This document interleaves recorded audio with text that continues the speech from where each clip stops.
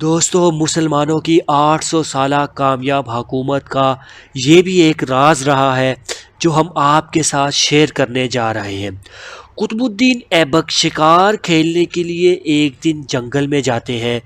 وہاں وہ جیسے ہی اپنی کمان سے تیر نکالتے ہیں شکار کی طرف، جب شکار کے پاس جاتے ہیں تو کیا دیکھتے ہیں کہ ایک نوجوان ان کے شکار کرنے کے لیے کمان سے نکلے ہوئے تیر کی وجہ سے زخمی ہو کر زمین پر گر پڑا ہے اور تڑپ کر وہیں اس کی جان نکل گئی ہے۔ پتہ کرنے پر معلوم ہوا کہ وہ پاس کے ہی ایک گاؤں میں رہنے والی بزرگ عورت کا اکلوتا سہارا تھا اور جنگل سے لکڑیاں اکٹھی کر کے بیچتا اور جو پیسے وہاں سے وصول کرتا اس کے ساتھ ہی وہ اپنے گھر کی دال روٹی کرتا تھا۔ قطب الدین ایبک اس کی ماں کے پاس گیا، بتایا کہ اس کے تیر کی وجہ سے اس کے بیٹے کی موت ہو گئی ہے۔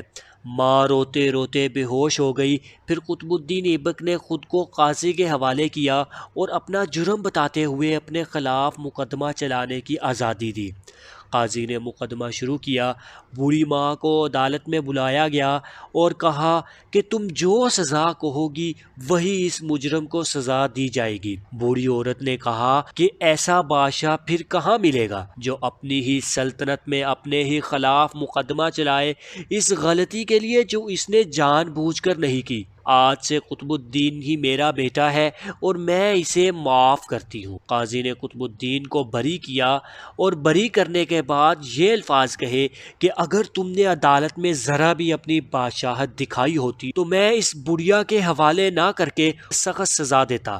اس پر قطب الدین نے اپنی کمر سے خنجر نکال کر قاضی کو دکھاتے ہوئے کہا، اگر تم نے مجھ سے مجرم کی طرح رویہ نہ اپنایا ہوتا اور میری بادشاہت کا خیال کیا ہوتا تو میں تمہیں اسی خنجر سے موت کے گھاٹ اتار دیتا۔ دوستو یہ ہے اصل حکمرانی، بادشاہت اور انصاف، اور یہی ہے اسلام کی تعلیمات۔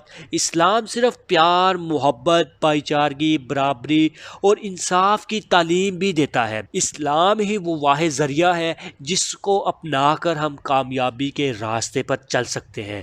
ہمیں تکبر، نفرت، ریاکاری، طرفداری اور باطل کی خوشنودی حاصل کرنے سے پرہیز کرنا چاہیے اور ہمیشہ اسلام کی تعلیمات پر عمل کرنا چاہیے۔